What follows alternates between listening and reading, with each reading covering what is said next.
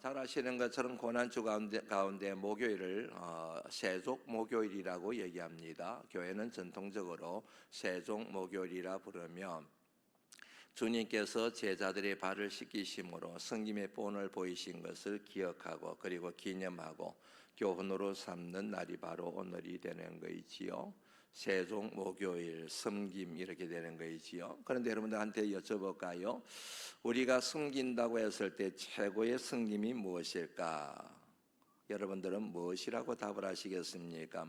많은 섬김의 사명들과 사역들이 있지 않습니까? 그 가운데 가장 귀하고 큰 섬김이 무엇일까?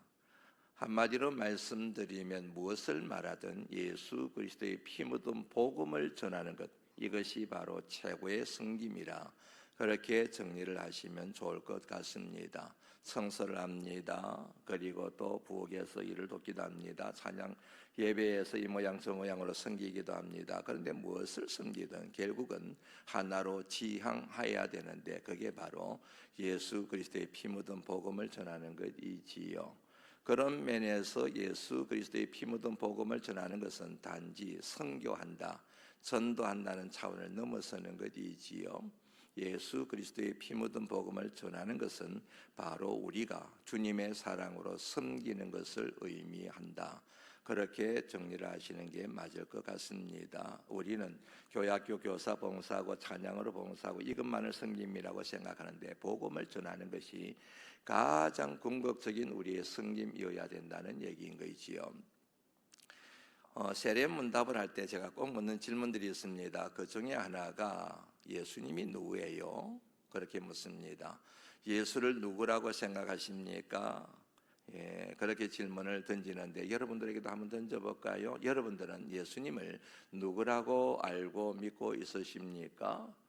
그렇게 질문을 던지면 많은 분들이 대개의 분들이 이렇게 대답해요. 구주입니다. 구세주입니다. 구원자입니다. 어떤 분은 친구입니다. 어떤 분은 사랑입니다. 어떤 분은 평강의 왕이십니다. 막 이렇게 대답을 해요. 그러면 제가 이렇게 반응을 합니다. 좋은 대답입니다. 그러나 제가 원하는 답은 아닙니다. 예수님이 누구이신가에 대하여 답을 할 때는 반드시 예수님과 나와 상관시켜서 그렇게 고백을 하는 게 좋을 것 같습니다. 그렇게 여러분 자신과 상관시켜 예수님에 대하여 한번 고백해 보시겠습니까? 그러면 눈치를 챈 분들이 이제 이렇게 얘기하는 거이지요. 앞서는 구주 그랬는데 이제는 나의 구주 이렇게 고백을 합니다. 앞서는 구원자 그랬는데 이제는 나의 구원자 그렇게 고백합니다. 구세주 그랬는데 나의 구세주, 친구 그랬는데 나의 좋은 친구 이렇게 고백을 하게 된다는 거죠. 나의라고 하는 소유격이 붙게 됩니다. 이게 옳은 답이 되는 거지요. 이것을 어려운 말로 신앙의 개인화라고 얘기합니다. 신앙의 개인화라고 얘기합니다. 다시 말씀드리면 하나님이 나와 상관이 있다는 얘기인 거지요. 예수 그리스도와 그분의 죽음이 나와 깊은 상관이 있다는 얘기인 거지요. 하나님의 사랑과 주님의 십자가 보혈의 은혜로 말미암아 내가 살아났다, 내가 구원을 얻어 내가 하나님의 사람이 되었다라고 하는 이 같은 의미가 나의 구원자, 나의 생명, 나의 하나님, 나의 주인, 이 같은 개인화라는 고백을 통해서 더욱더 확고하고 분명하게 되는 것이지요. 들으시면 아시겠지만 뉘앙스가 완전히 틀리죠. 구세주라고 하는 것과 나의 구세주 하는 것은 완전히 틀리지 않습니까? 그만큼 신앙의 개인화가 중요한 의미를 갖고 우리의 영적 생활에 미치는 영향이 큽니다. 이 같은 신앙의 개인화는 반드시 밖으로 다른 사람에게로 확장되어야 합니다. 다시 말씀드립니다. 나의 하나님이라고 고백했습니다. 그러면 동시에 너의 하나님이 되어야 된다는 얘기인 거이지요. 우리의 하나님이 되어야 된다는 얘기이지요. 신앙의 개인화는 반드시 확장되어야 된다. 밖으로 이렇게 되는 거이지요. 나를 살리고 나를 구원한 그 복음이 나만을 위한 복음이 아니라는 거이지요. 나만을 위한 복음이 아니고 나를 비롯하여 모든 사람들을 위한 복음이다. 이것을 인정하고 고백하는 것이 중요합니다. 다시 말씀드립니다. 나의 하나님, 나의 구원자, 나의 생명, 이렇게 고백해서 신앙의 교회나도 중요하지만 그 복음이 나만을 위한 복음이 아니고 나를 비롯한 모든 사람, 온 세상, 심지어는 내가 미워하고 내게 원수 같은 사람, 나를 저주하는 그런 사람에 대해서도 동일하게 하나님이 되시고 복음이 능력이 있음을 인정하는 것, 그것을 얘기하는 것입니다. 그래서 이런 말씀이 나오게 된 것이지요. 로마서 1장 16절 말씀 벌써 이번 주 중에 두 번 소개해드립니다.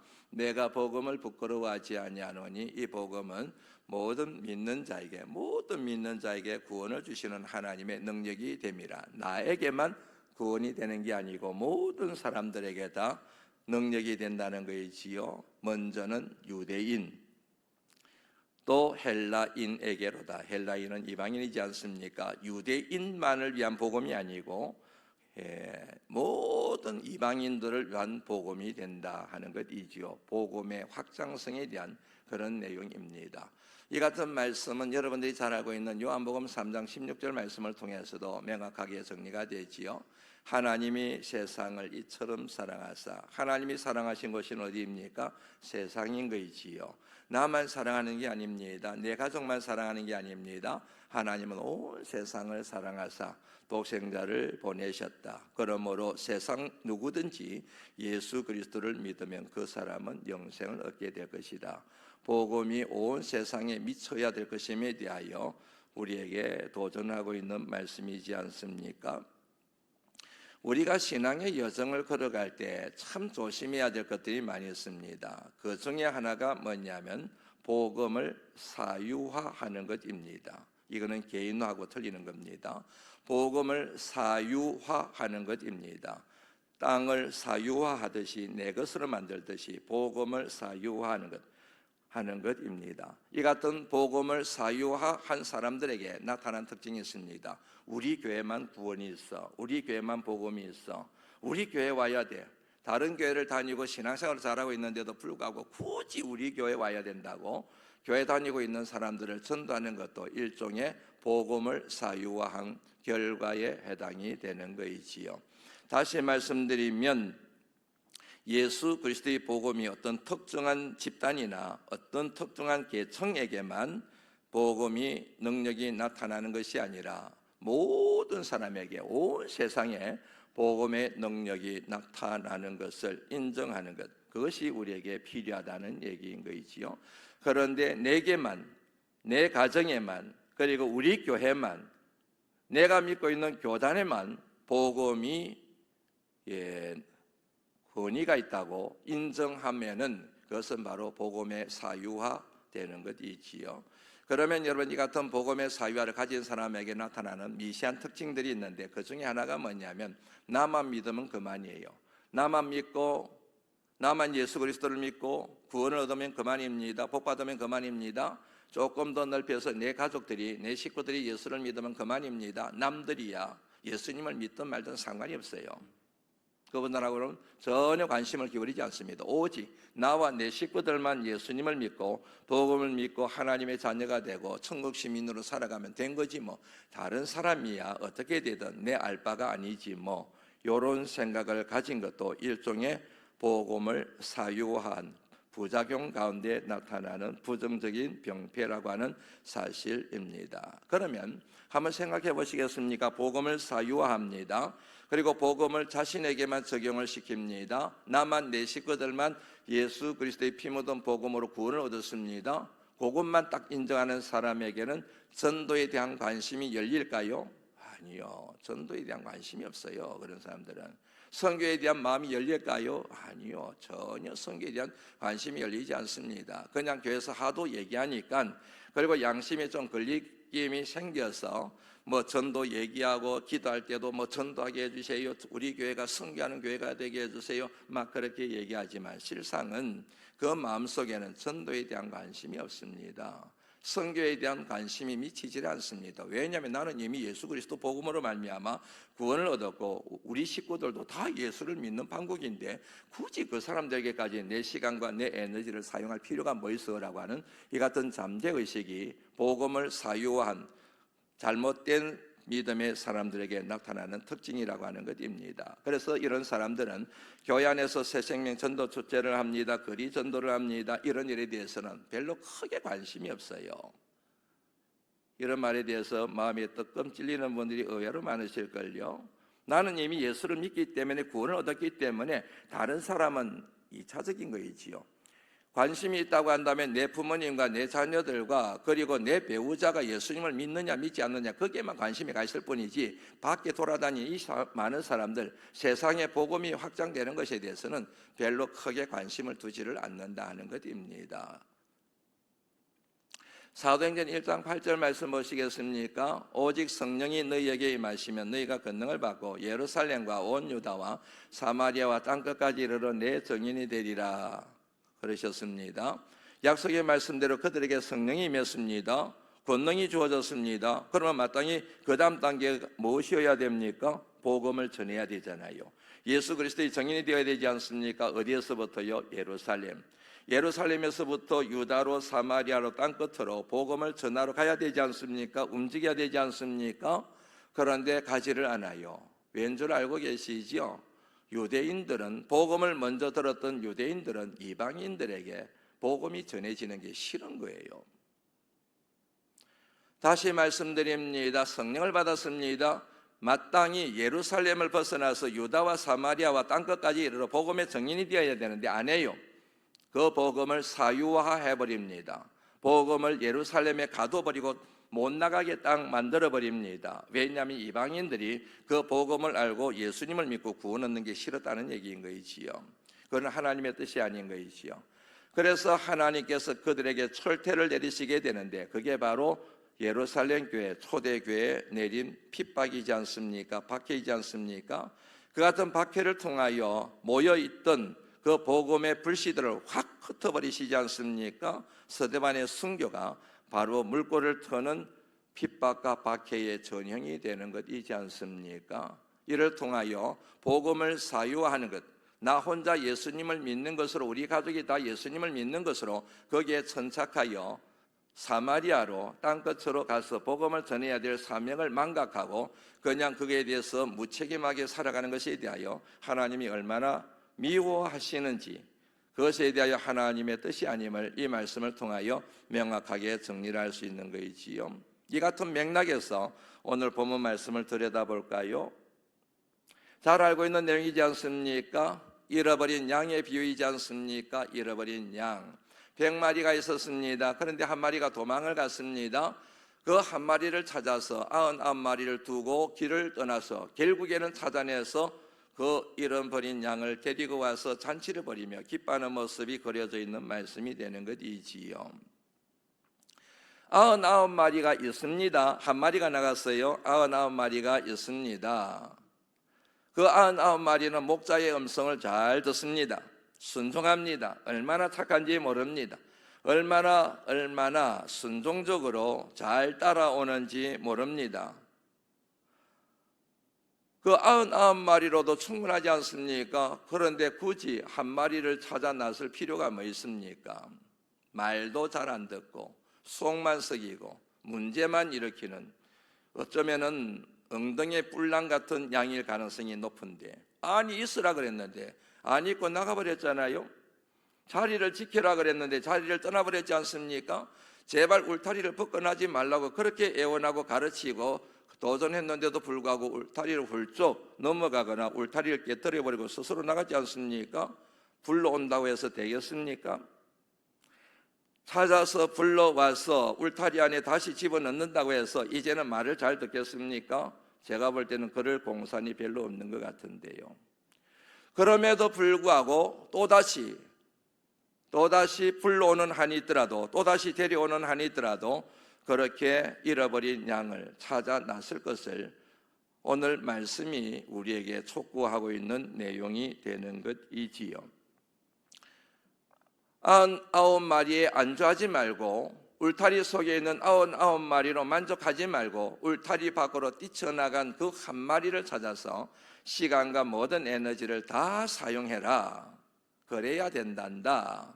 그게 바로 복음을 믿는 복음에 사로잡힌 사람이 마땅히 취해야 될 태도란다. 그렇게 주님이 이 말씀을 통하여 우리에게 교훈하고 있는 바이지 않습니까? 그래서 또 뛰쳐나가더라도 찾아가서 설득하고 이해시키고 손을 잡아주고 그래서 위로하고 격려해서 또다시 울타리 안으로 데리고는, 다시 말씀드리면 잃어버린 한 영혼을 불쌍히 여기는 마음을 가지고 주님 앞에 데리고 올 것을 촉구하고 있는 이 준엄한 말씀 앞에 제 스스로 마음이 무너지는 것을 경험했습니다. 왜냐하면 과연 그런 정신을 가지고 지금 내가 목회를 하고 있는가라는 의문이 들었기 때문입니다. 그런데 여기서 우리가 하나 정리하고 넘어가야 될 게 있습니다. 울타리를 벗어난 잃어버린 양이라고 해서 굳이 우리 교회를 나간 사람을 의미하는 것은 아닙니다. 다른 교회라도 가서 신앙생활하면 잘하면 되는 거지요. 굳이 우리 교회 안에 있을 필요는 없지 않습니까? 다 하나님의 교회이지 않습니까? 어디를 가시든 하나님의 교회에서 신앙생활 잘하면 되는 거이지요. 여기서 말하는 잃어버린 양은 우리 교회에서 신앙생활하다가 나간 사람을 지칭한다라기보다는 하나님을 떠난, 하나님의 품을 아예 떠나버린, 그렇게 신앙생활 잘하던 사람이 더 이상 신앙생활을 하지 않는 사람에 초점을 맞추는 것이 오늘 말씀을 이해하는 데 더 실효성 있는 해석이 될 것 같습니다. 잘 아시는 것처럼 몇 번 소개해드린 것처럼 복음을 그냥 복음이라고 말하지 않습니다. 복음을 피 묻은 복음이라고 말하지요. 왜요? 여러 가지 이유가 있는데 그 중에 하나가 2000년 전에 그 피 묻은 복음이 내게 들려지기까지, 내 손에 지기까지 수많은 사람들이 피 흘려 죽었기 때문입니다.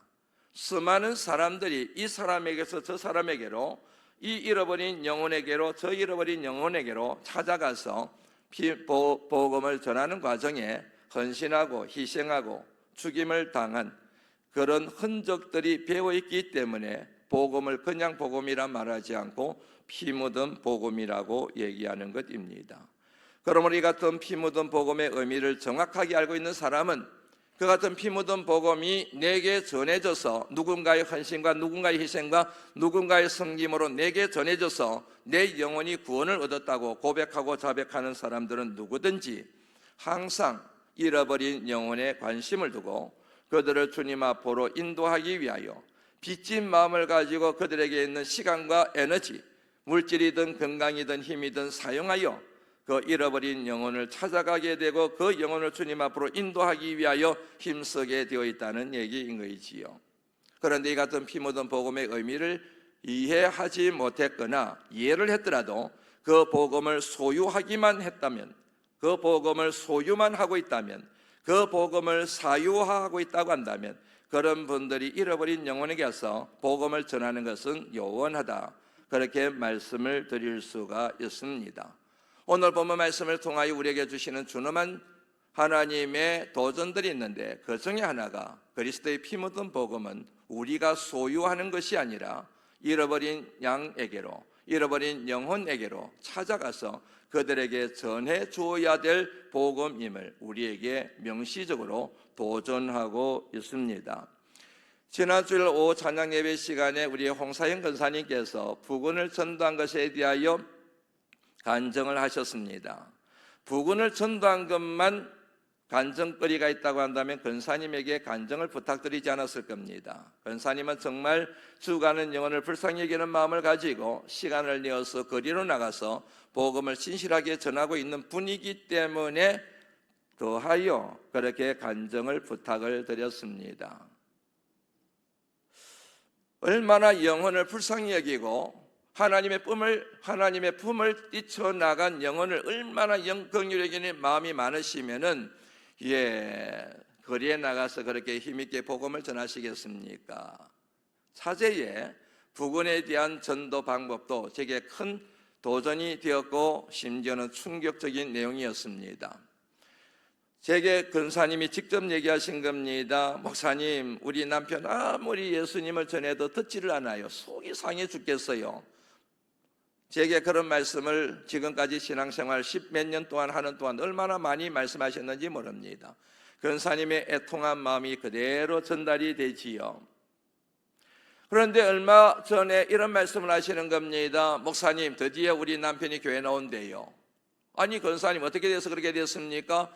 가끔씩 특별한 행사 있을 때만 얼굴 내비치고 안 오시던 분이 이제 매주 나오신다니 깜짝 놀란 거 있지요. 그랬더니 권사님이 이런 간증을 제기하셨습니다. 그런데 목사님, 우리 남편을 보니까요, 어느 날 보니까 우리 남편이 미워 죽겠더라고요.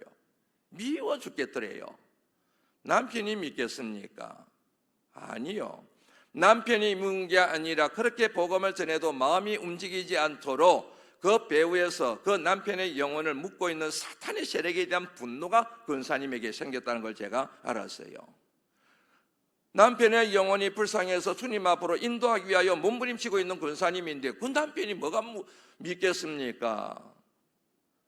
남편의 영혼을 딱 붙들고 그렇게 기도하고 그렇게 건면해도 교회 가지 못하게 만드는 그 사탄의 세력에 대한 분노가 권사님에게 생긴 거예요. 그래서 어떻게 하면 내 남편을 주님 앞으로 인도할 수 있을까? 그러다가 권사님이 무릎을 탁 꿇으셨대요. 그러니까 부군이 깜짝 놀래가지고 아니 왜 그러냐고, 당신 왜 그러냐고. 그랬더니 여러분, 권사님이 무릎을 꿇고 내가 당신이 예수님을 믿고 천국 가기를 원해서 그러는 거라고. 내가 지금까지 아무리 복음을 전해도 당신이 듣지 않기 때문에 내 마음은 분노로 가득 차고 미움으로 가득 차고, 그래서 내가 당신에게 제발 내가 무릎을 꿇고 예수님을 믿어야 된다고, 그렇게 내가 간곡하게 애원하기 위해서 무릎을 꿇는다고. 그렇게 권사님이 대답을 하셨대요. 그랬더니 여러분, 부인이 무릎을 꿇고 그렇게 애원하니 그 남편이 그야말로 돌같이 굳어있던 그 마음이, 얼음장같이 냉하던 그 마음이 확 풀어지면서 그러면 내 교회 갈 테니 일어나라고. 그래서 요즘 여러분 특별한 일이 없으면 매주일마다 교회 나오고 있지 않습니까?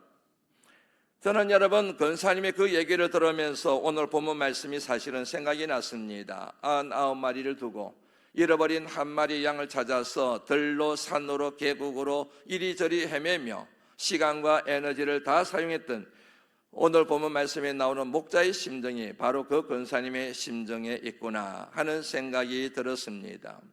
여러분들에게 묻습니다. 여러분들은 혹 복음을 소유만 하고 있지, 그 복음을 내 것으로만 딱 움켜쥐고 있지, 그런데 그 복음을 풀어서 죽어가는 수많은 영혼들에게 전하기 위하여 얼마나 힘쓰고 노력하고 있는지요. 혹여라도 나와 내 가족들은 다 예수를 믿으니 구원을 얻게 되었으니 그것 하나만 생각하고 다른 사람에게, 죽어가는 영혼에게 복음을 전하는 것에 대하여 등한시하고 있지는 않으신지요. 죽어가는 수많은 영혼들을 보면 불쌍해서 견딜 수 없고 그들의 영혼을 묶고 있는 사탄의 세력에 대한 분노가 생겨서 한 사람 한 사람에게 무릎을 꿇고서라도 그들을 주님 앞으로 인도하고 싶은 간절한 마음이 여러분들 심령 가운데 있는지요? 주님의 십자가 보혈의 은혜로 구원을 얻으셨다고요?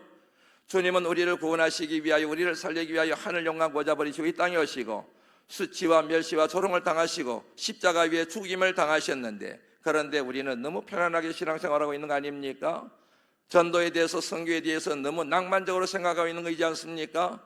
그런데 어찌 여러분 사탄이 묶고 있는 그들의 영혼을, 그의 영혼을 우리가 살릴 수가 있겠습니까? 새생명 전도 축제일을 앞두고 있습니다.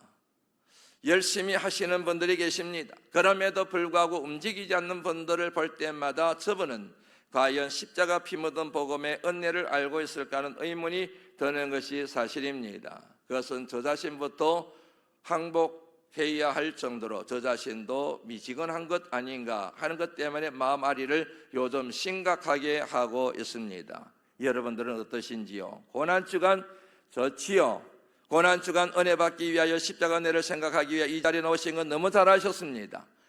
그리고 우리 박성호 안수 집사님이 기도하신 것처럼 고난주간에 주님의 십자가 보혈의 은혜로 인하여 우리 개인적인 모든 문제가 해결되고, 그리고 육신의 질병이 고침받고 정신적인 모든 고통도 해결되는 은혜가 분명히 우리에게 주어질 줄로 믿습니다. 그런데 문제는 우리가 그 같은 피 묻은 복음을 사유하고 소유만 하고 있지, 그 같은 피 묻은 복음을 필요로 하는 사람들에게 우리가 정작 전하지 않고 있다고 한다면, 움켜쥐고만 있다고 한다면 부자들이 돈을 하나님 뜻대로 사용하지 않고 움켜쥐고 있는 것이나 다를 바가 뭐 있겠습니까?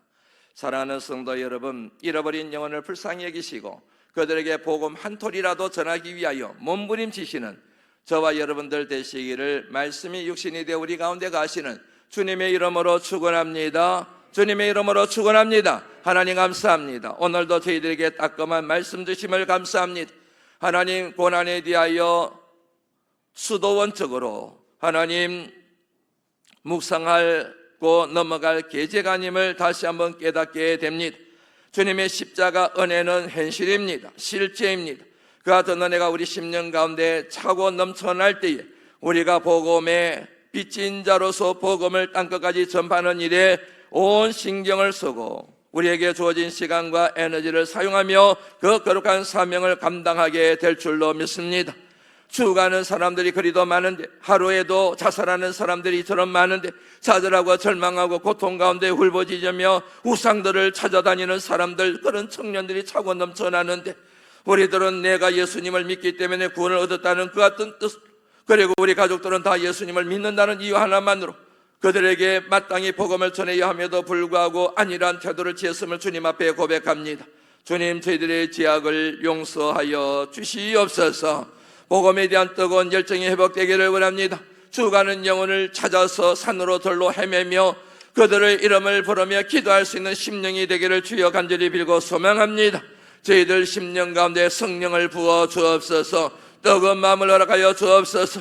죽어가는 영혼을 가슴에 부둥켜 안고 주님 앞에 부르짖으며 기도할 수 있는 우리 바람바식의 모든 성도님들이 다 되게 주님이여 역사하여 주옵소서.